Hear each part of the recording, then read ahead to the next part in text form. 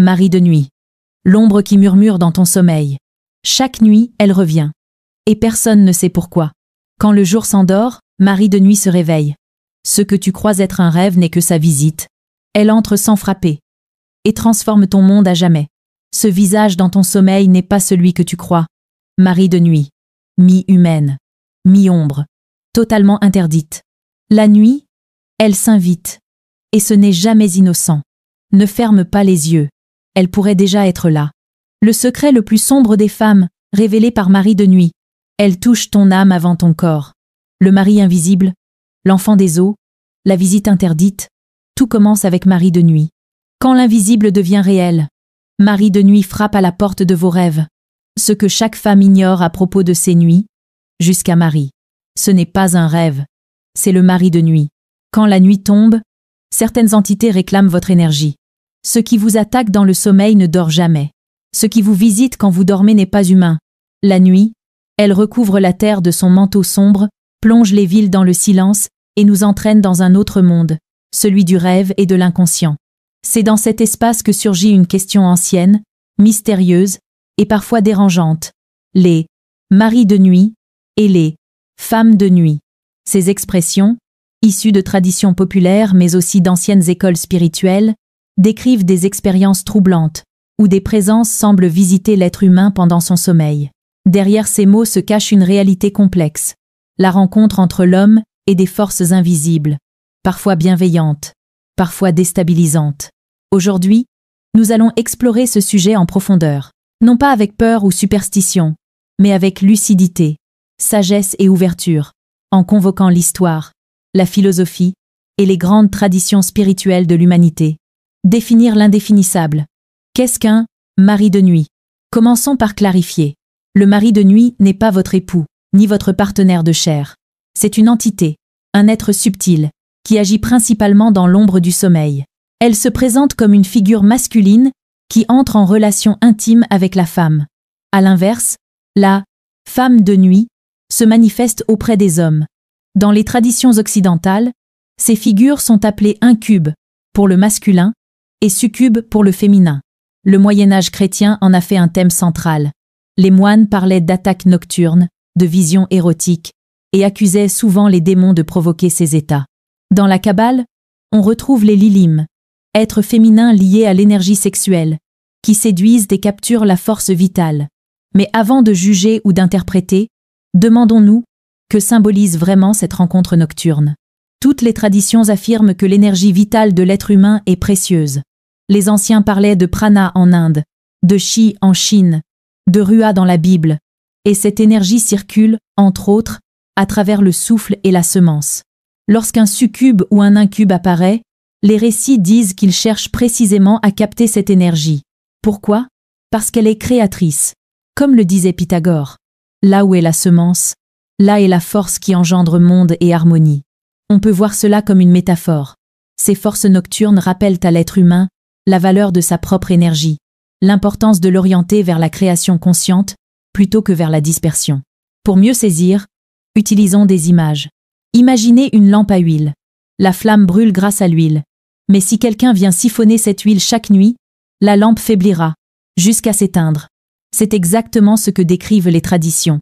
Une perte régulière d'énergie vitale entraîne fatigue, confusion ou sensation de ne plus avancer dans la vie.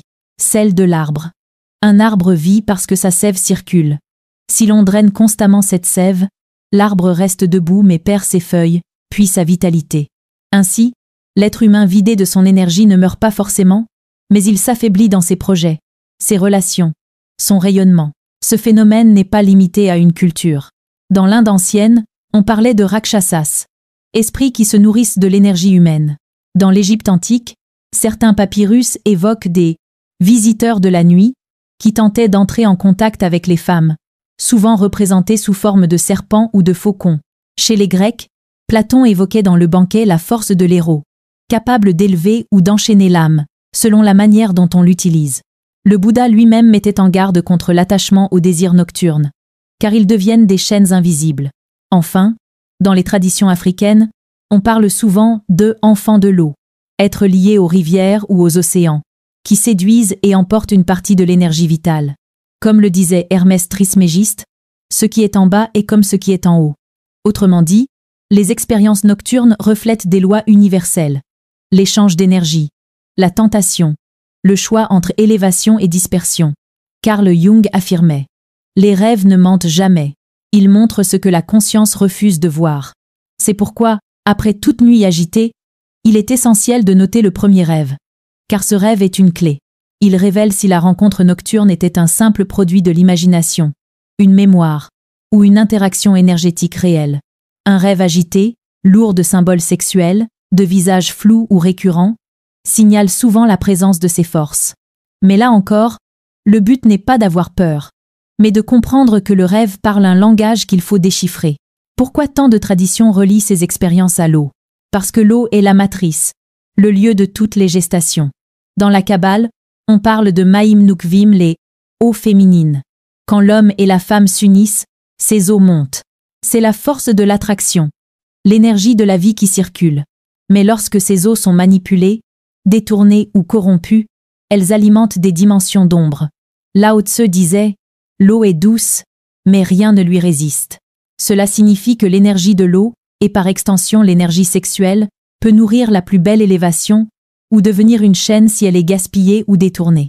Au Moyen Âge, des procès de sorcellerie en Europe mentionnaient souvent des femmes accusées d'avoir couché avec des démons nocturnes. Derrière l'excès de ces accusations, se cache la trace d'un phénomène que les gens vivaient sans pouvoir l'expliquer. Dans les monastères bouddhistes, les novices étaient formés à identifier les rêves de séduction comme des épreuves, des tests de leur discipline intérieure. Chez les mystiques chrétiens, comme Sainte Thérèse d'Avila, on retrouve aussi des récits de visions nocturnes, parfois troublantes, parfois sublimes. La frontière entre l'extase divine et la tentation démoniaque était mince, et demandait discernement. Aujourd'hui, la psychologie propose une autre lecture. Ces présences nocturnes peuvent être vues comme des archétypes de l'inconscient, des images qui représentent notre rapport au désir, à la peur, à l'ombre intérieure. Carl Jung parlait de « anima » et de « animus », les aspects masculins et féminins de la psyché, qui apparaissent souvent en rêve sous forme de partenaires. Ainsi, que l'on parle de démons, d'archétypes ou d'énergie, le cœur du message reste. Il y a en nous une force qui cherche à s'exprimer la nuit, et elle réclame attention, discernement et maîtrise. On commence par une image clef, la femme et l'eau. Depuis toujours, les traditions parlent d'un lien mystérieux entre le féminin et l'élément liquide comme si, dans la chair même de la femme, il y avait une mémoire de la mère. Dans certaines langues anciennes, l'eau conserve des noms qui sonnent comme des talismans. En hébreu, Maïm évoque non seulement l'eau visible, mais aussi des couches cachées de sens. Certains mystiques parlent de 9 niveaux, 9 profondeurs, 9 portes qui s'ouvrent sur des régions invisibles, autant de paliers où se logent des forces, des présences, des potentialités. Ce symbolisme n'est pas seulement poétique, il aide à penser des phénomènes que la logique commune peine parfois à saisir. Imagine maintenant l'image suivante. Un rivage nocturne où, au lieu des vagues physiques, se déploient des vagues d'influence des entités qui appartiennent à la Terre, et non au seul plan volatile de l'éther. Ces présences sont mixtes. Elles ne sont ni purement spirituelles, ni purement charnelles. Elles habitent une frontière, un entre-deux. Et c'est précisément à cette frontière que s'installe ce que beaucoup nomment, selon les cultures, succubes ou incubes. Plutôt que de les réduire à un folklore terrifiant, considérons-les comme des figures symboliques qui pointent une réalité expérimentée par certaines personnes. Un contact nocturne d'ordre psychospirituel, qui peut laisser des traces profondes dans le corps, le rêve et la vie quotidienne. Quand je parle de « sortie des eaux » ou de « sortie des œufs », je décris une image archétypale de fécondité littérale ou symbolique. Les traditions ont souvent relié la fertilité féminine à l'eau, non seulement comme métaphore, mais comme un signe d'ouverture à des vivacités invisibles. Ainsi, dans certaines expériences onirico-mystiques, une femme qui constate un état d'humidité au réveil peut interpréter cela comme le signe d'une interaction intime, d'une semence, reçue pendant la nuit, non seulement au sens biologique, mais au sens d'une impression spirituelle ou énergétique. Il faut souligner la gravité de l'idée. Si cette interaction survient au moment propre à la fertilité corporelle, la période ovulatoire, elle peut, pour ceux qui croient à ces correspondances, aboutir à une conception. Ici, nous touchons au croisement entre symbolique onirique et biologie. La tradition enseigne la prudence et la conscience. Dans l'univers des rêves, il arrive fréquemment qu'une femme fasse un songe d'accouchement, et qu'au réveil, elle n'ait, en apparence, aucune grossesse physique. Beaucoup de mystiques affirment que ce rêve révèle une naissance dans l'autre monde. Des enfants nés dans le domaine des eaux, puis repris, parfois, par des entités ou par des initiés. Autrement dit, il y a des situations où un récit onirique n'est pas une simple hallucination, mais la trace d'un événement qui se déroule selon d'autres lois, dans d'autres registres.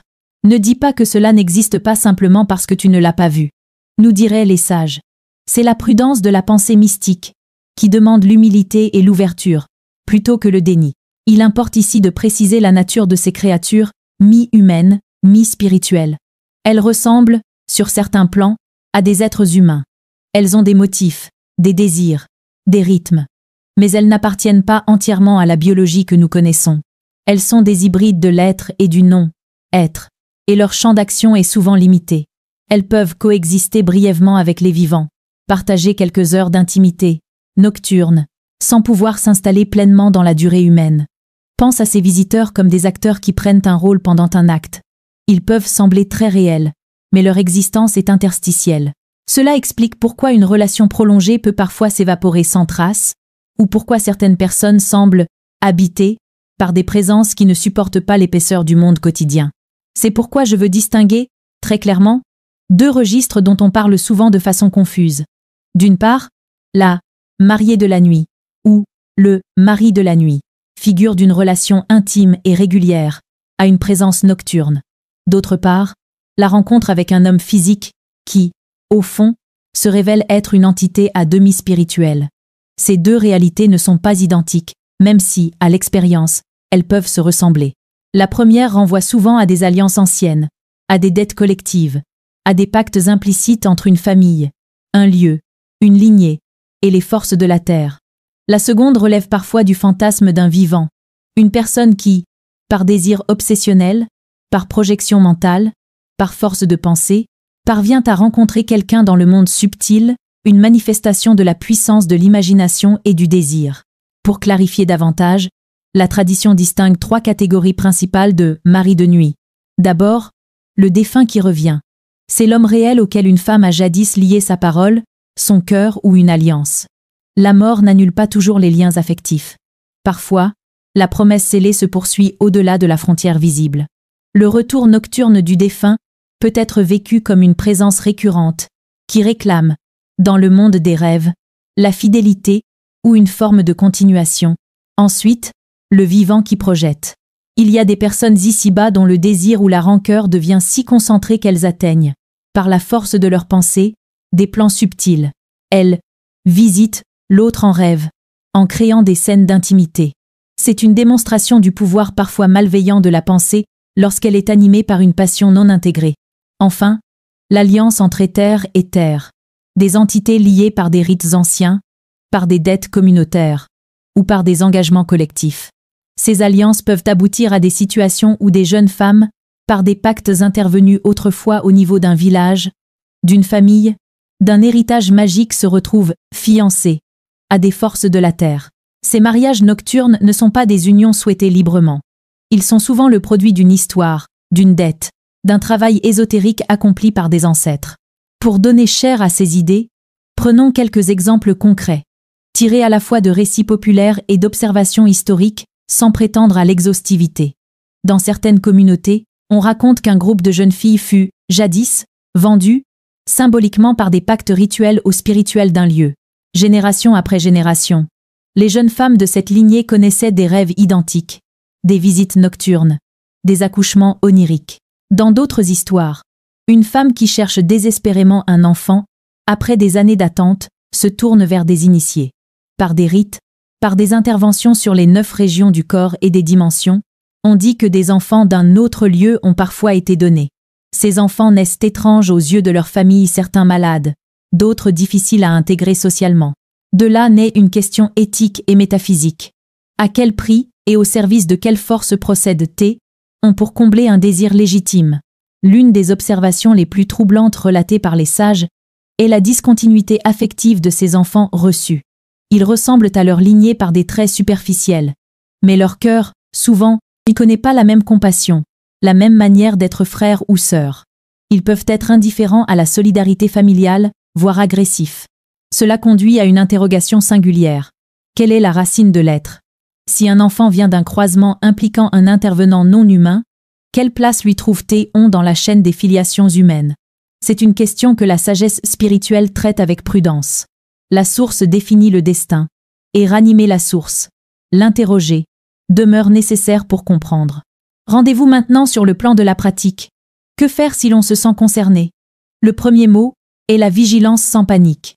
Si une femme constate des signes rêves persistants, impression au réveil, répétition nocturne, il ne faut pas, par simple croyance, tomber dans la peur ou la stigmatisation. La première démarche est d'écouter, de tenir un journal des rêves, d'approcher des guides fiables, des personnes expérimentées dans les traditions spirituelles, qui respectent les règles éthiques, comme le suggérerait Ramana Maharshi par sa simplicité. Avant de chercher à chasser, demande-toi quelle est la nature réelle de ce que tu vis. Le discernement prime. Parfois, l'alliance qui a provoqué ces manifestations peut être ancienne, une dette collective que l'on hérite. Dans d'autres cas, c'est la force d'un individu vivant qui, par son désir, projette. Dans tous les cas, l'ouverture à une pratique de purification, de centrage, de protection non pas sous la forme de panique magique, mais par le renforcement progressif du corps, de la respiration, de la présence est recommandée. Des figures comme Lao Tse ou Plotin parlent d'un retour à la source et d'un raffermissement intérieur. Revenir à l'essentiel, dirait Lao Tse, se reconnecter à l'harmonie fondamentale pour ne plus être livré aux projections. Un dernier point, et non des moindres, concerne la responsabilité collective. Nous vivons dans des communautés où des pratiques occultes, des dettes rituelles et des usages anciens peuvent subsister. Éduquer sans diaboliser, transmettre des récits historiques avec la clarté d'un regard critique, et proposer des alternatives thérapeutiques et spirituelles saines. Voilà la voie d'un engagement éthique. Les traditions initiatiques qui parlent des 9 régions et des différentes dimensions nous rappellent que la maîtrise est toujours exigeante. Il ne s'agit pas d'un pouvoir pour s'imposer, mais d'une responsabilisation personnelle et communautaire. Pour clore, revenons à l'image du rivage. Chaque femme porte en elle un lac, une mer, un océan des profondeurs d'émotions et de potentialités. Les rencontres nocturnes avec des présences mixtes peuvent être l'occasion d'un traumatisme comme d'un enseignement. Elles appellent notre prudence, notre intelligence du rêve, notre sens moral et notre capacité à distinguer. Comme le dirait Teilhard de Chardin dans son Impatience mystique, l'humain est en voie d'évolution. Accueillir cette complexité sans céder à l'irrationnel ni au mépris, tel est le chemin. Journal des rêves. Chaque matin, notez vos rêves. Au bout d'un mois, relisez. Vous verrez des motifs, des répétitions, qui révèlent les interactions de votre inconscient. Rituel du soir. Avant de dormir, prononcez une intention claire, prière, mantra, respiration. Comme le disait Sri Aurobindo, là où la conscience se pose, l'énergie suit. Énergie consciente. Apprenez à conserver votre énergie. Cela signifie orienter votre force vitale vers vos projets, votre créativité, plutôt que la gaspiller. Comme le rappelait Osho, l'énergie sexuelle est une graine. Si vous la plantez dans la conscience, elle devient fleur de méditation. Le mari de nuit et la femme de nuit sont des symboles puissants. Ils nous rappellent que l'être humain n'est pas seulement un corps, mais un champ d'énergie en interaction constante avec l'invisible. Il ne s'agit pas de craindre ces expériences, mais de les lire comme des enseignements. Comme le disait Krishnamurti, ce que vous résistez persiste, ce que vous comprenez se transforme. La nuit, avec ses mystères, peut devenir une école de l'âme, et chaque rêve, même troublant, peut être l'occasion d'un éveil. Car en apprenant à protéger, orienter et élever notre énergie, nous passons du statut de victime à celui de créateur conscient. Tu n'es pas ici par hasard. Dans la spiritualité, il n'y a pas de pitié. Tu comprends les lois de l'univers, ou tu les subis. Soit tu vis, soit tu respires. Tu ne peux pas échapper à ce que tu es. Ici, c'est pas la morale qui décide, c'est la vibration. Il n'y a pas pitié dedans.